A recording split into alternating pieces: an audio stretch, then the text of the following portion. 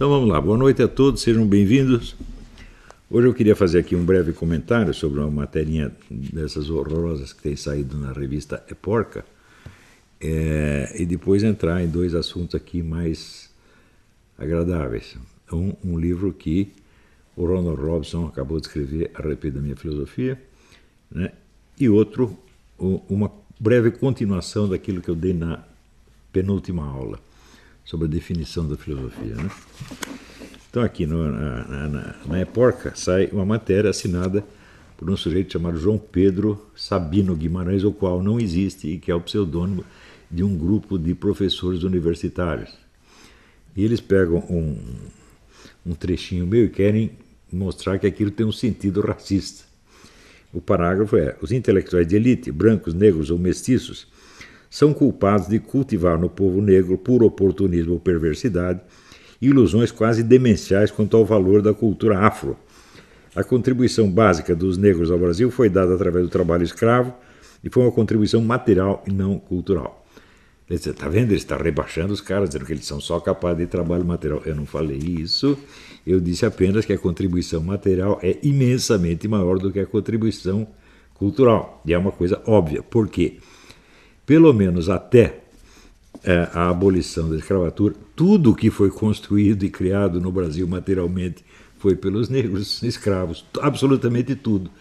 Todas as casas de fazenda, todos os prédios, todos os palácios, estradas de ferro, instalações industriais, tudo, absolutamente tudo, inclusive a comida que nós comemos, que o Brasil comeu durante 3 ou 4 séculos. Foi tudo colhido por escravo. Como é que você vai comparar isso com a criação cultural? É você comparar o mundo com um pedacinho, não tem o menor sentido, né?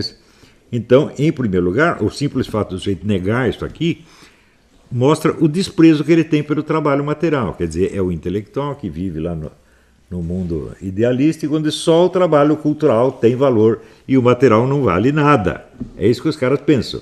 Olha aqui, ô desgraçado, você está andando em ruas que foram ali instaladas pelos negros, vivendo em casas que foram construídas pelos negros, e assim por diante, né? Quer dizer, eu estou aqui homenageando o esforço, né, de vários séculos da raça negra que criou o mundo no qual nós vivemos, porra! Né? E o cara acha que isso aqui é racismo.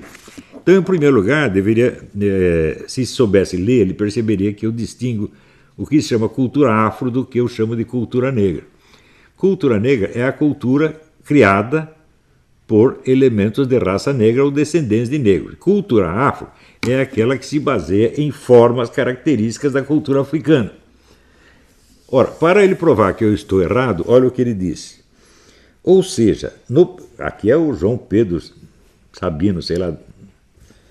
Ou seja, no país do carnaval, do samba, do frevo, do jongo, do maracatu, da congada, do afoxé, da capoeira, do bumba meu boi, do maculelê, da folia de reis, da feijoada, do vatapá, da couve, do dendê, da pá do aleijadinho, da André Rebouças, Luiz Gama, José do Patrocínio, Cruz e Souza, Lima Barreto, Caíme, Pixinguinha, Cartola, Nelson Cavaquinho, Clementina Jesus, Dona Ivone Lara, Baden Powell, Agostinho dos Santos, Jorge Benjor, Milton Nascimento, Gilberto Gil, Tim Maia, Grande Otelo, Milton Gonçalves, Zezé Mota, Mussum, Abdias do Nascimento, Milton Santos, Didi Garrincha e Pelé.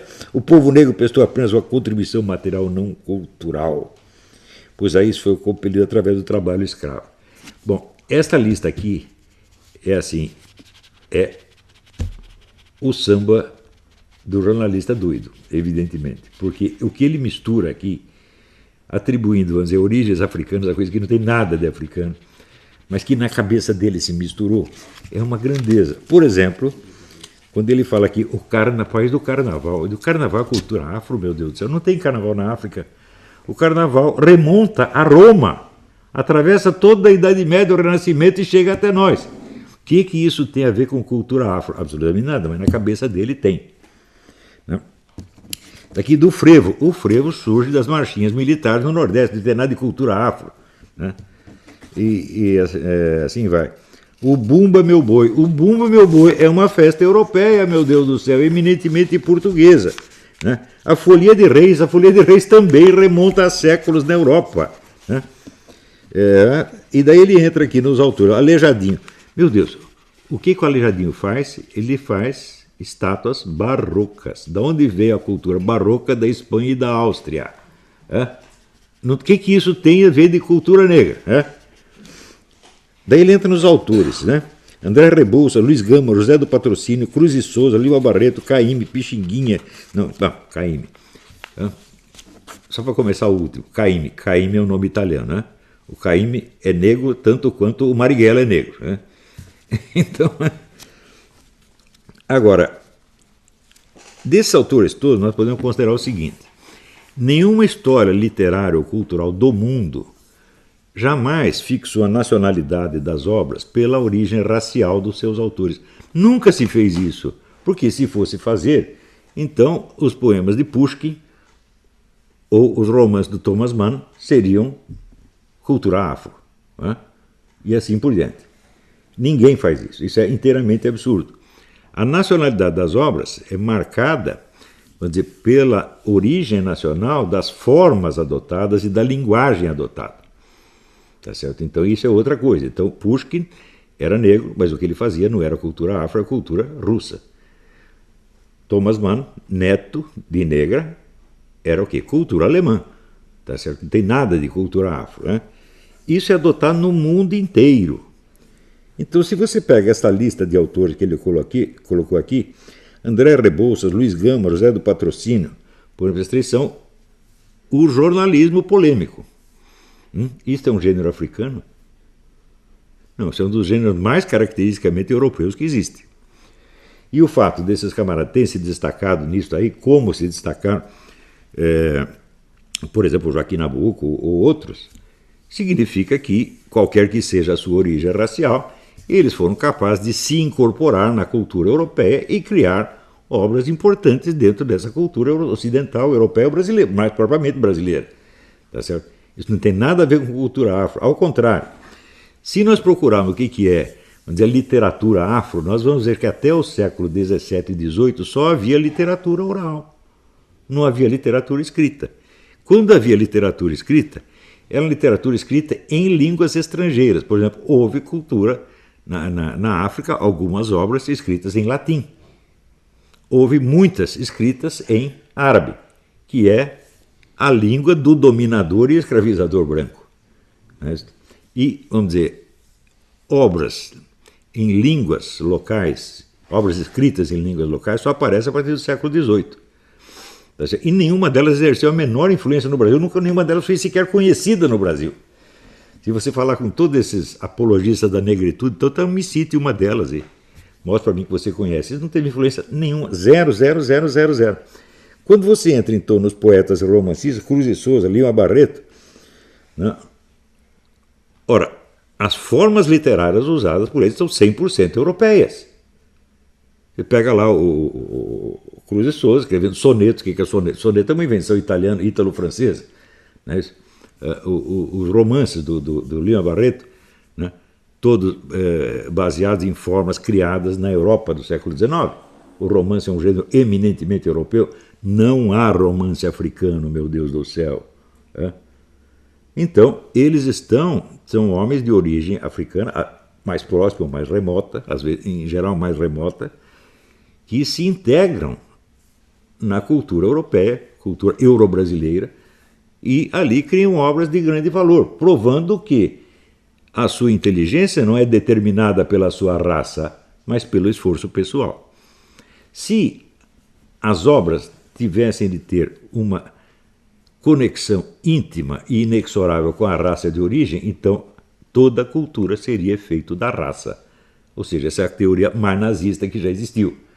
Os caras aderem a isso e não percebem o que estão falando. O que eu estou dizendo é o seguinte, é que a obra não tem nada a ver com a origem racial, absolutamente nada. Qualquer sujeito de qualquer raça, ele se integra na cultura onde ele está, apreende, vamos dizer, as formas criativas daquela cultura e se desempenha nelas, às vezes melhor do que os camaradas que vêm da origem mais diretamente associada àquilo. Como, por exemplo, no tempo do Lima Barreto não havia nenhum sujeito de origem portuguesa que escrevesse em português melhor do que o Lima Barreto ou fizesse romances mais interessantes. Aliás, o camarada aqui até esqueceu o Machado de Assis, de propósito, porque tem esse mito de que Machado de Assis era um negro traidor, ele traiu a origem da raça. Mas essa é uma acusação que valeria praticamente para todos os autores negros brasileiros. Né? Agora, o mais bonito é o seguinte, é aqui, entre os valores da cultura afro, que ele disse que eu ignorei, está aqui, Didi, Garrincha e Pelé. Isso quer dizer que brasileirinhos jogando um jogo inglês são cultura afro? Pode haver uma coisa mais estúpida do que essa? Né? Então é evidente, esse sujeito é analfabeto, burro e louco. Né? E é este o tipo de gente que faz jornalismo no Brasil de hoje. Isto é fraude, 100% fraude. O cara, ele é, não apenas ele usando um pseudônimo, ele está mostrando que ele está praticando é uma fraude, tá certo? Mas no resultado do trabalho dele, você vê totalmente fraudulento. Por exemplo, todo mundo associa o samba, né, à raça negra. Eu digo, olha, pera um pouquinho. Nos anos 50, houve um sujeito chamado Marcos Pereira, que percorreu o Brasil inteiro gravando música popular, a música do povo brasileiro. Era uma coleção de 30 ou 40 discos, um negócio impressionante. A variedade de ritmos e gêneros que havia era um negócio impressionante. Só que, no tempo do Getúlio Vargas, o Getúlio Vargas decretou que a música brasileira característica seria o samba, que era o quê? A música do Rio de Janeiro. O samba não era mais preto ou menos preto do que qualquer dos outros gêneros, onde havia coisas de origem portuguesa, de origem europeia, de origem indígena, de origem africana, tudo misturado. Mas daí se criou esta imagem do samba como a música brasileira. Isto foi iniciativa de um governo que era simpatizante do eixo. O desfile das escolas de samba segue uma parada militar? Claro, o desfile da escola de samba é substitutivo da parada militar. Então foi tudo uma invenção de um governo, isso não tem nada a ver com uma origem afro. Agora, esse camarada sabe alguma dessas coisas? Absolutamente nada. Agora, ele cita como cultura africana várias comidas, né? Inclusive a feijoada. A feijoada foi conhecida em toda a Europa medieval, com outros nomes, evidentemente, e a única diferença da feijoada brasileira é que usava o feijão que nascia no lugar, que era o feijão preto. Então, talvez a pretitude do feijão seja a marca africana do negócio. É absolutamente ridículo, né? Feijão afro. É o feijão afro porque é preto, né? Não tem, é coisa de absolutamente louco. É pueril, é louco, é inculto, é charlatão, é um vigarista. E todos que assinam com este pseudônimo são todos vigaristas. E a revista Época é todinha uma revista de vigaristas. Não tem nada sério ali. Agora, a influência africana na nossa culinária é por um motivo muito simples. Durante 2 ou 3 séculos, todas as cozinheiras eram africanas, meu Deus do céu. Só quem ia para a cozinha era a escrava, e ela fazia a comida do jeito que ela sabia. Então é claro que introduziu elementos que trouxe da África, inclusive algumas plantas que trouxeram da África. Né? Então, por exemplo, se você pegar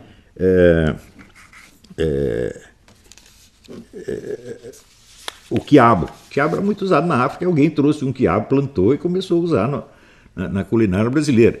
E o que é isso aqui? Isso aqui é cultural ou é material? A comida que elas faziam era cultural? Né? Era uma comida só intelectual? As pessoas comiam com a inteligência ou comiam com a boca? Né? Então, está confirmando o que eu disse. A grande obra deles foi material. Eles construíram o Brasil. Construíram, inclusive, do ponto de vista culinário. Né?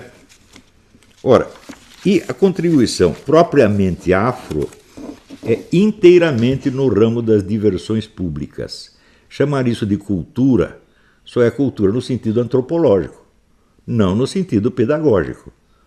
Você não vai dizer aqui que, sei lá, Clementina de Jesus faz parte da alta cultura brasileira, como faz as obras do Lima Barreto ou do Machado de Assis. Quer dizer, confundir diversões públicas com cultura já é coisa de imbecil. E quando você vai ver aqui, só se pode falar realmente de uma cultura afro nas diversões públicas. E mais nada. Mesmo porque as obras, vamos dizer, mais intrinsecamente ligadas à cultura afro propriamente dita, elas só começaram a ser conhecidas no Brasil graças a um sujeito que era um branco judeu francês, que é o Pierre Verger. Antes ninguém conhecia nada disso. E até hoje isso não exerceu a menor influência na nossa literatura. Não há um autor brasileiro que escreva num gênero africano. Nada. Zero, absolutamente zero. Você pode usar materiais, como na música se usa, por exemplo, um ritmo, uma melodia, e integra dentro de uma forma criada por uma outra cultura mais desenvolvida. Se você pegar ali no Villa-Lobos, por exemplo, você tem várias melodias ou ritmos que saíram de origem africana ou de origem indígena. Digo, mas escuta, mas a estrutura da polifonia é 100% europeia. Né?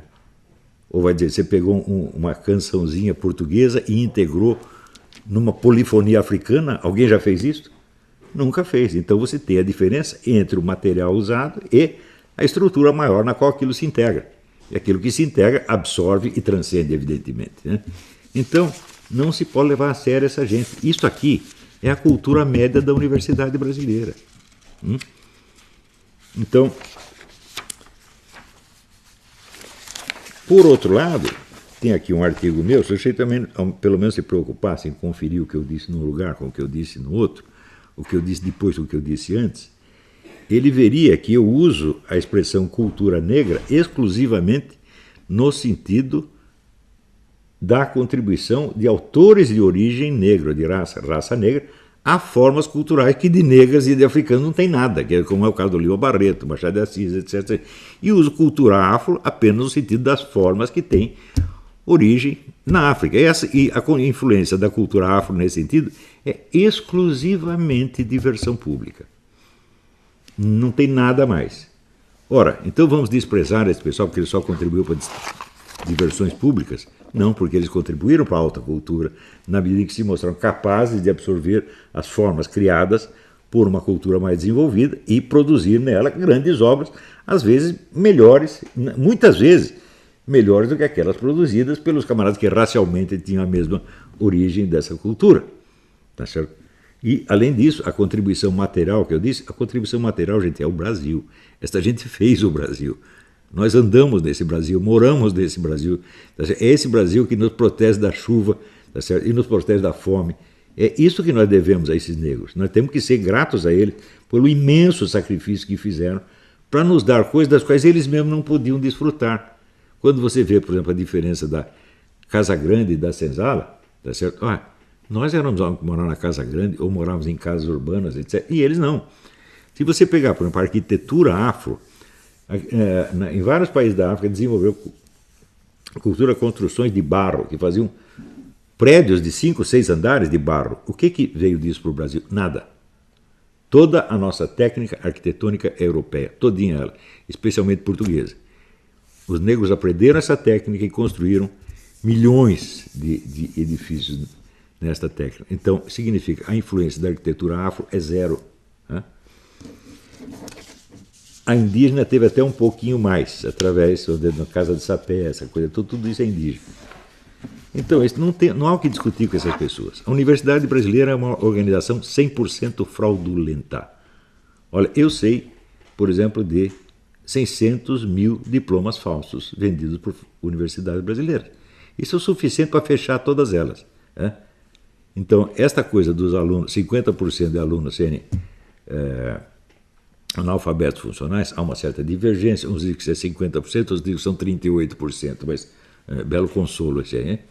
Então, isto aí já mostra que essas universidades estão comendo dinheiro público para destruir a cultura brasileira e para espalhar charlatães e vigaristas pela sociedade. São todas organizações criminosas e nada mais.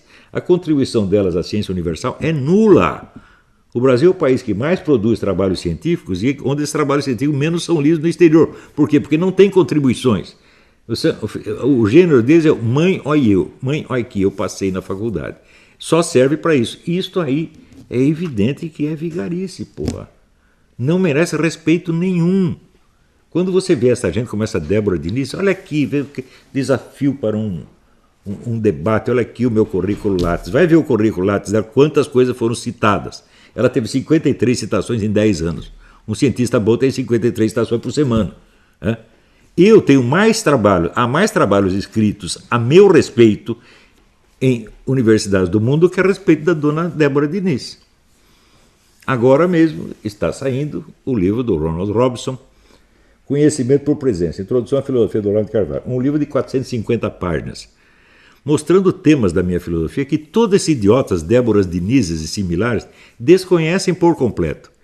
Eles leem assim um post do Facebook e dizem: isso aqui é a filosofia do Olavo de Carvalho e eu vou derrotar isso aqui. Né? Então, eu vou dar uma lida aqui no sumário, para você ver a imensidão de temas. Né? Aqui, sumário. 1. O indivíduo situado. 1. Ideal e razão. 2. Personalidade humana e história. 3. A vontade. 4. A forma biográfica.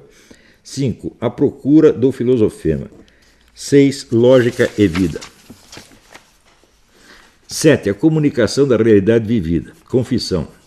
8. A teoria dos 4 discursos. 9. Narrativa divina e descrição humana. 10. Poesia e filosofia. 11. Limites da linguagem. Você já viu algum desses professorzinhos universitários discutindo alguma coisa desse? Eles nem leem, não são capazes de ler, não são capazes de entender o que eu estou explicando, meu Deus do céu. Capítulo 3. Presença. 1. O lugar desde o qual falo. 13. A tripla intuição e o intuicionismo radical. 14. Dialética simbólica. 15. O encontro com a presença. 16. Da contemplação amorosa. 17. A técnica filosófica. Capítulo 4. O mundo dos princípios. Ser e conhecer. A crítica da crítica de Kant. 20. Fato concreto, círculo de latência e depuração abstrativa. 21. Imaginação e unidade do real. 22. Perdão e possibilidade. 23. O que é um milagre. Capítulo 5. O mundo histórico. 24. A revelação histórica. 28. Problemas de método nas ciências humanas. 26. O sujeito da história. 27. Ação política e tipologia espiritual. 29. Translácio Impéria, mudança do centro do império no mundo. Capítulo 6. Revolução. Paralaxe cognitiva, a mentalidade revolucionária, revolução cultural, triunvirato global e assim por diante.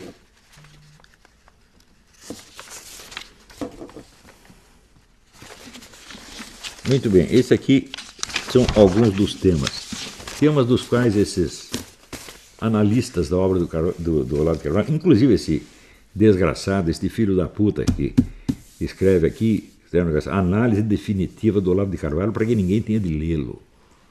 Você já viu isso? Você fazer análise de um filósofo, não para que as pessoas leiam a obra dele, mas para que não leiam. Ele não quer que leiam. Né? Agora, você acha que esta porcaria escrita por este semi-analfabeto pode substituir a minha obra? Por favor, dê uma olhada na tese aqui do Ronald Robson. Há outras teses universitárias publicadas a respeito da minha filosofia. Tem a do Bruno Garchagen, tem a do Luiz Virgílio Della Rosa, tem um monte. Agora, esses filosofinhos brasileiros, sobre os quais ninguém escreveu análise nenhuma, porque não há o que analisar na filosofia deles, vem se fazer de importante para cima de mim? Né? Agora você pensa que é só a filosofia universitária que faz? Não, o general também faz. Mesma coisa, está no mesmo nível. Né?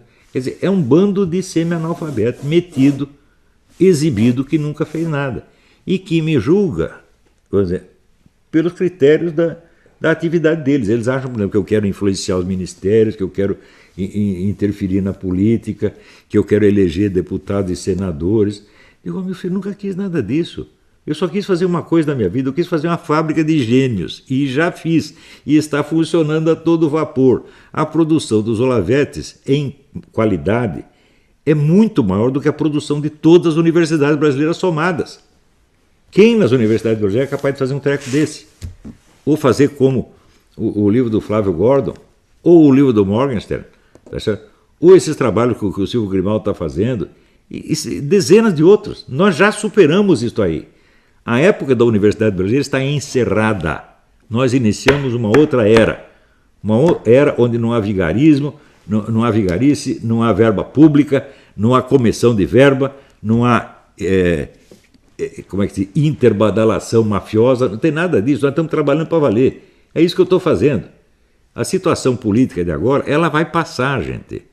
E os personagens que hoje estão brilhando, daqui 10 anos ninguém lembrará do nome deles. Você pega todos esses ministros aí, ninguém vai lembrar do nome deles, nem de nenhum general. Agora, no Brasil é o seguinte, o sujeito acabou de virar general, ele já vira grande general. Grande general, para mim, é Alexandre o Grande, é Napoleão Bonaparte, é Júlio César, é o general Lee, o general Grant, esses são, né? Esses são grandes generais. Agora, o sujeito que jamais comandou sequer uma batalha de travesseiro, pelo simples fato dele, general já é grande general, prove que é grande, rapaz. Primeira coisa que você tem que fazer para provar que é grande é ver se vocês têm a coragem de encarar a realidade histórica da sua própria existência. Isso que eu estou dizendo agora, não estou dizendo nada contra as Forças Armadas.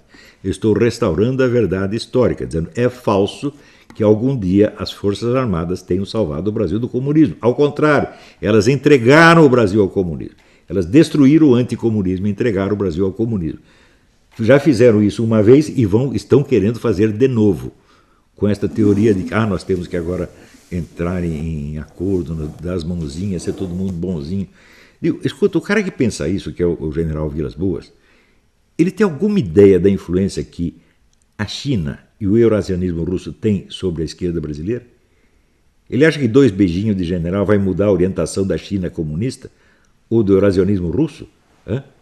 Ele vai lá, troca 2 beijinhos com o Pedro Bial e pronto, a China mudou, ela não interfere mais. O que é isto, gente?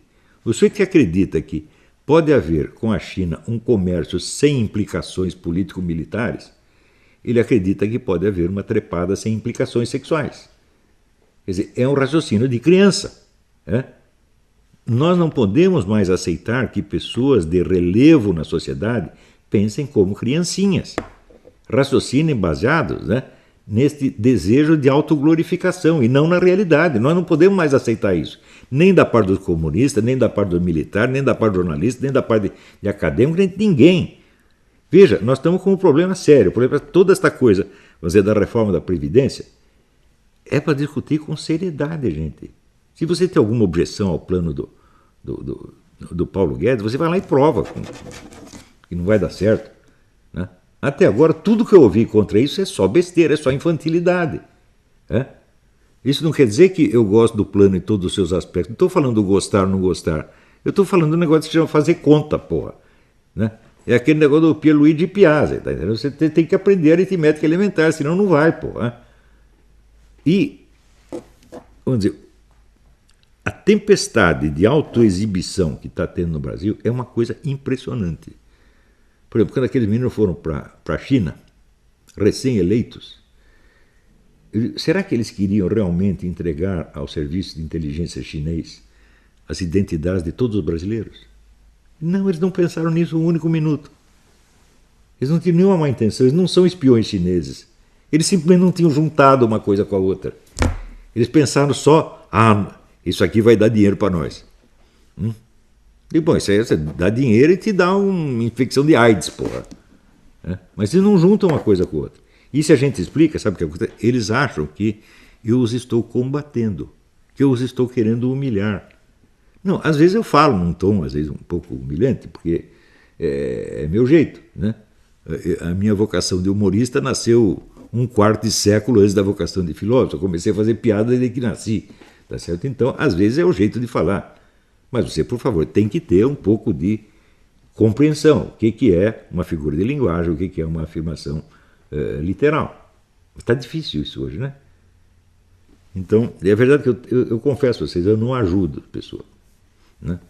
Às vezes, se você disser as coisas de uma maneira mais amável, mais gentil, você vai convencer melhor. Eu digo, sim, é verdade, você convence melhor. Você nunca vai ter certeza se o sujeito aderiu à verdade ou ao afago que você fez. Então, para evitar isso, eu digo as coisas assim, pão, queijo. E às vezes pode doer um pouquinho, mas eu não estou falando para destruir ninguém. Eu não sou candidato a nada, gente. Eu não estou disputando o poder de Estado. Pode ficar tudo para vocês gostam. Ô general, você gosta. Os ministros, você gosta. O deputado, senador, você gosta. Eu não gosto. Eu nem gosto que os meus alunos estejam aí. Por quê? Eles são úteis, eles fazem coisa boa, mas eles só recebem facada nas costas. Tá certo? Então, é bom para o Brasil, mas é ruim para eles. Então, nem eu quero estar aí, nem quero que os meus alunos estejam. Mas se eles estiverem, eles farão como o Carlos Nadalim, que fez simplesmente o melhor plano de alfabetização que esse país já teve. Não há entre esses generais ninguém tão capaz quanto os meus alunos. Ninguém em esfera nenhuma. Não venham brincar comigo que esse seu Santos Cruz, esse seu Mourão, superam os meus alunos em qualquer área de conhecimento. Nada, nada, nada. Só se for guerra na selva. Vocês vão fazer guerra contra macaco prego, mico-leão dourado, vocês são insuperáveis. Né? Agora, para que serve isso eu não sei. Porque se chega até na possibilidade da guerra com o Maduro, vocês saem correndo de medo. Então a sua guerra da selva serve para quê? É apenas uma habilidade técnica que vocês adquiriram, mas que até o momento não tem utilidade nenhuma. Né? Vocês conseguiram parar, né, os aviões do narcotráfico que passam por lá? Derrubaram algum? Não, nunca. Então para que serve toda essa habilidade? É bonito, serve para você passar na academia militar. Agora, se você pensar assim, qual foi a última contribuição de alta cultura que saiu das academias militares brasileiras, foi as obras do Euclides da Cunha, 1910, 1920. Depois não saiu mais nada. Saiu aquele livro do general Golbery, que é uma porcaria. Né? Então, gente, intelectualmente, esse pessoal todo é nada. E eu já escrevi hoje mesmo no Facebook que na guerra cultural o fator que dá a vitória chama-se superioridade intelectual. Isto os meus alunos têm, e esses generais todos não têm. Os meus alunos, sem ter posto de governo, sem ter dinheiro, sem ter patrocínio, venceram a guerra cultural, que esses generais já perderam uma vez e estão perdendo de novo. Então eles deviam ter a humildade de nos perguntar o que fazer. Mas ao contrário, jamais vão admitir isso. Eu sou general, eu sou da academia militar. O que há? Então, isso quer dizer que a ficção institucional vale mais do que a realidade concreta. É este o problema. Este sempre foi o problema do Brasil. Isso já está documentado na teoria do medalhão do Machado de Assis, no livro do Lima Barreto, no livro do Graciliano Ramos. Este sempre foi o problema e continua sendo. Se nós não nos livrarmos desta vaidade institucional e não a trocarmos pelo senso da realidade, pela humilde busca da verdade, nós estamos lascados. Né? Então, esse que é o negócio. Falando nisso, nós podemos voltar então ao assunto da penúltima aula, onde eu estava explicando a partir da diferença entre filosofia e cultura filosófica. Se você pegar assim, um dicionário de filosofia, uma enciclopédia de filosofia, você tem ali mais conhecimento de filosofia do que jamais houve na cabeça de qualquer filósofo. Uma vez eu estava fazendo para a Fundação Odebrecht um projeto sobre a filosofia no século XX, e eu fiz ali a lista dos 300 principais filósofos do século XX. Quando eu terminei a lista, eu perguntei qual desses conhecia bem a dos outros 299. Resposta: nenhum. Mas qualquer dicionário conhecia muito mais do que isso. Então, isso significa o seguinte, que há uma grande diferença entre você acumular conhecimento sobre a filosofia e você exercer a filosofia. Você conhecer toda a história da pintura faz de você um pintor? Não. Mas na filosofia parece que você conhecer a história da filosofia, você fazer exposições da filosofia dos outros, parece que torna você um filósofo. E isto é fraude. Qualquer sujeito que diga que é filósofo, porque eu fiz um trabalho sobre a filosofia de Hegel, eu escrevi não sei o que de história da filosofia, é fraude, ele está enganando você. Ele não é um filósofo de maneira alguma. Ele pode ser até um erudito em filosofia. Veja, no Brasil ninguém teve mais erudição filosófica ou musical do que o Otto Maria Carpo. E ele algum dia foi filósofo ou músico por causa disso? Não. O Otto Maria Carpo entendia tanto de música que ele não ouvia disco, ele lia partitura. Quantos músicos são capazes de fazer isso? Músicos profissionais. E o Arco Villa-Lobos não conseguia fazer isso. De vez em quando ele ia tocar um disquinho, pelo menos. Mas o Otto Maria Carpo fazia isso, mas ele não é capaz de tocar nem campainha. Do mesmo modo na filosofia. Ele tinha mais cultura filosófica do que qualquer dos filósofos que estavam exercendo filosofia naquele momento. Isso o torna um filósofo de maneira alguma. Ele é um historiador e crítico, um homem, vamos dizer, um homem da erudição e não da filosofia. Então isso significa o seguinte, que toda esta noção da filosofia como erudição, ela é uma fraude. A filosofia difere da erudição filosófica como a música difere da história da música. É uma coisa simples depois que eu expliquei, né? Mas no Brasil parece impossível entender isto. Então, se você pegar 99% dos caras que têm diploma de filósofo, eu me mostro uma obra filosófica que você escreveu. Não tem nenhuma.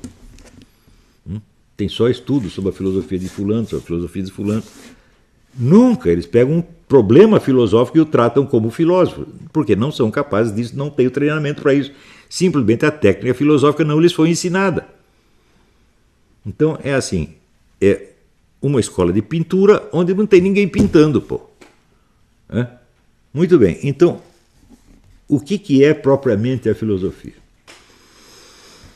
Nós não podemos acompanhar, por exemplo, se você pegar a Introdução à Filosofia do Battista Mondin, que é um autor italiano bastante conhecido no Brasil, ele vai dizer que as ciências se ocupam de aspectos seletivos da realidade, ao passo que a filosofia se ocupa do todo. Mas que raio de todo é este, se nem o todo da própria filosofia o filósofo consegue conhecer? Então não pode ser isto. E, no entanto, esta ambição abrangente faz parte da filosofia. Isso quer dizer, um filósofo pega a totalidade do conhecimento que seja acessível a ele. E o que ele faz com isto? Ele cria dentro disso um senso de harmonia. Harmonia cognitiva. Não quer dizer que ele vai reunir tudo numa doutrina abrangente, totalmente lógica, que prove tudo do começo até o fim. Já tentaram fazer isso, não dá certo. Então, não se trata, vamos dizer, da coerência lógica, mas da harmonia. A harmonia é um conceito eminentemente estético. Isso quer dizer que a harmonia não é só a coerência da doutrina filosófica. Uma doutrina filosófica pode ser inteiramente coerente em si mesma e ser totalmente divergente da realidade. Eu vou te dar um exemplo. A doutrina de Spinoza é assim. Ela busca a coerência lógica no grau máximo possível. E daí, no fim, ela vai dizer: o conhecimento por experiência não nos ensina nada. Então, isso quer dizer que só a lógica do Spinoza ensina alguma coisa. O resto, tudo que você viu, que a ciência descobriu, tudo não ensina nada. Então, o sujeito é evidentemente doido. Né? Quer dizer, ele criou um universo abstrato e ele acredita que só aquilo é realidade. Fora daquilo não há realidade nenhuma.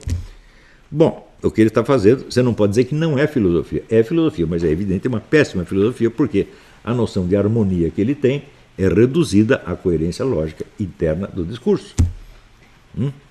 Ora,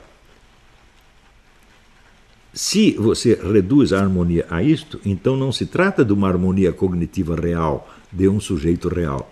Trata-se apenas da harmonia entre papéis, entre coisas escritas. Isto reduz o filósofo a uma espécie de artista.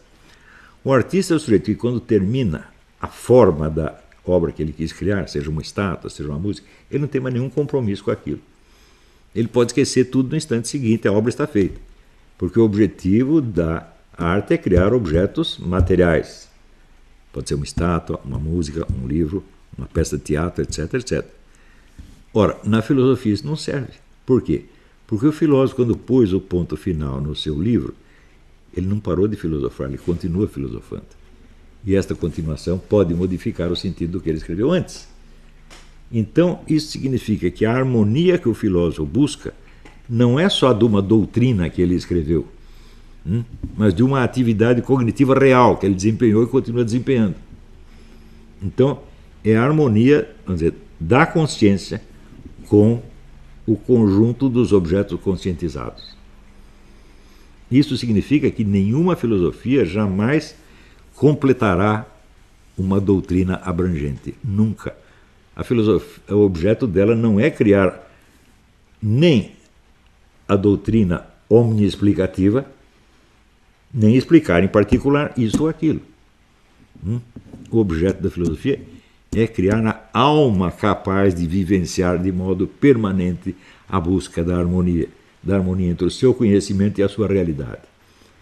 Portanto, é por isso que, nós, quando vemos a obra inteira de Platão, que sem dúvida é o grande, é o pai da filosofia, podemos dizer que Sócrates é o avô, mas ele é o pai, não é isso? E Aristóteles é o tio, né? Ou o padrinho, como queira. Em nenhum momento Platão explica a sua doutrina. Ele coloca os problemas, analisa sobre vários aspectos, e quando vai chegando na hora de oferecer a solução, o que ele faz? Ele expõe um mito. Ou seja, ele expõe a possibilidade da solução em linguagem simbólica, em linguagem artística, e não em linguagem doutrinal. Claro que existe a famosa doutrina não escrita, que foi conjeturada pelo Giovanni Reale e por outros autores, inclusive o nosso Mário Ferreira dos Santos, com um brilhantismo fora do comum, mas nós não sabemos se Platão realmente expôs essa doutrina. Né? E também nós vemos que, longe de ser a doutrina que fecha tudo sobre todos os aspectos, ela cria mais problemas do que resolve. Então diz, mas se o maior dos filósofos não tem doutrina, o que ele está fazendo? Simples. A finalidade da filosofia não é criar doutrinas, mas é criar filósofos. Por isso que Platão definia a filosofia eminentemente como educação. Foi uma coisa que, quando eu li o livro clássico do Júlio Stenzel, Platão Educador, quase me fez cair de costas. E Platão não estava criando uma filosofia, ele estava criando filósofos que vão continuar com esta busca da harmonia cognitiva pelos séculos dos séculos, porque a presença deles é o que garante para a cultura inteira o mínimo de harmonia e unidade, sem o qual ela viraria um caos. Estão entendendo? Então, isso significa que o Jean Piaget não está totalmente errado quando ele diz que a filosofia não nos dá conhecimento, mas um senso de orientação.